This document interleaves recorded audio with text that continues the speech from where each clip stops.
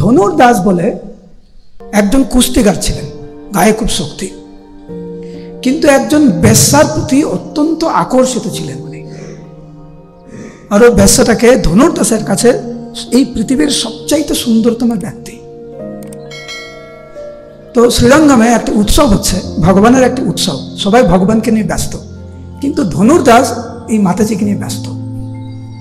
সবাই দেখছে যে ধনুর্দাস মাতাজি এইভাবে হেঁটে আসছে, ও এক হাতে ছাতা নিয়ে আর হাওয়া দিতে দিতে পিছনে পিছনে আসছে, আর সবাই হাসি ঠাট্টা করছে, এ পাগল নাকি, কি অবস্থা, এরকম মানে এত আসক্তি কারোর মধ্যে দেখেনি। রামানুজ আর ওই ধনুর্দাস রাস্তার এদিক থেকে আসছে, রামানুজাচার্য এইদিকে যাচ্ছে, রাস্তার এপাশে ওপাশে। শিষ্যরাও এটা লক্ষ্য করছে।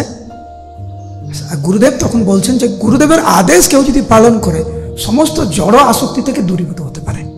তখন এইটা দেখেছে রামানুজাচার্য, তখন একজন শিষ্যকে বললেন ওকে ডেকে নিয়ে আসো আমার কাছে। তো রামানুজাচার্যের কাছে এসছে, রামানুজ জিজ্ঞেস করছে তোমার নাম কি? বলছে আমার নাম ধনুর্দাস। তুমি কি করছো, তোমার লজ্জা লাগে না?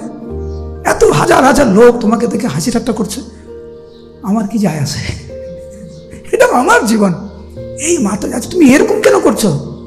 বলছে এনাকে দেখতে এত সুন্দর, ওনার মুখটা দেখুন, ওনার চোখটা দেখুন, এত সুন্দর, আমি এখনো না দেখে থাকতে পারি না, তাই বলে এরকম? বলছে হ্যাঁ।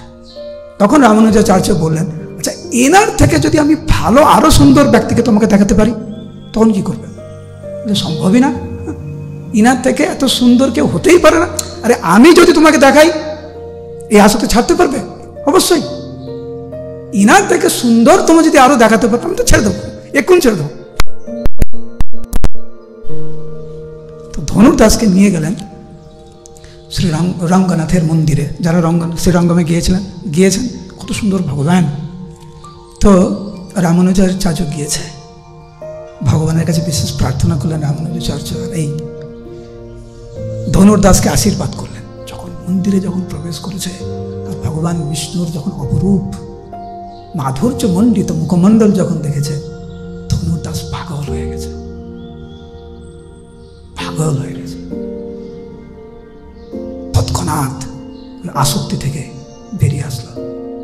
পরবর্তী সময় সেই বেশ্যা এবং ধনুর্দাস উভয়ে রামানুজাচার্যের থেকে দীক্ষা